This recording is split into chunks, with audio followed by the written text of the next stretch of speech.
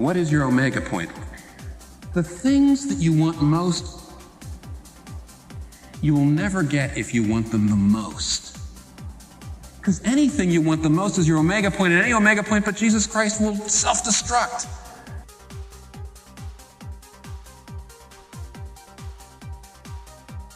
If I suddenly realize that God is his own happy ending, he's his own, he's the omega.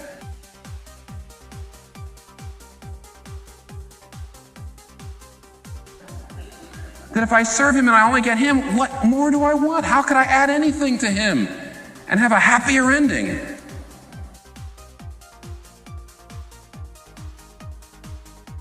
Am I adopted into his family? Am I going to rule and reign with him forever? Has he died for me?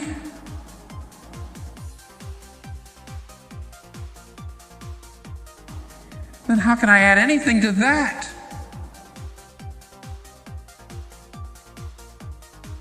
Do you know the freedom of knowing that you don't serve him to get things, you serve him to get him? And everything else is gravy? What do you think all those verses mean? Seek first his kingdom and his righteousness, and all else will be added to you. Blessed are those who hunger and thirst for something more than blessedness. Anything you want the most, you will never get. Unless it's Jesus. Because he's the omega point.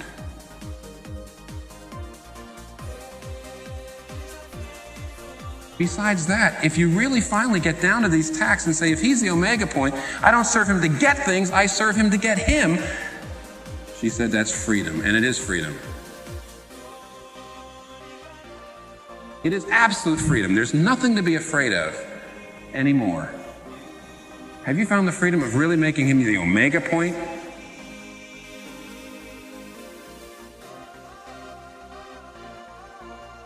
We think we're coming to serve him like Moses did. We think we're coming to serve him like Jonah did, but actually we always come hoping that he will be the means to the end of those omega points.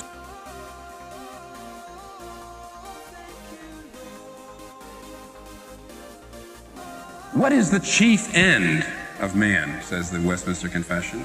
The chief end, the chief omega point, to glorify God and to enjoy him forever. And none of us in this room know the freedom that comes from having that as our real omega point.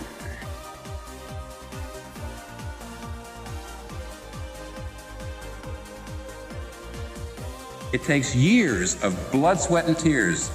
You get reconstructed. Any place you're reconstructing, it makes a mess.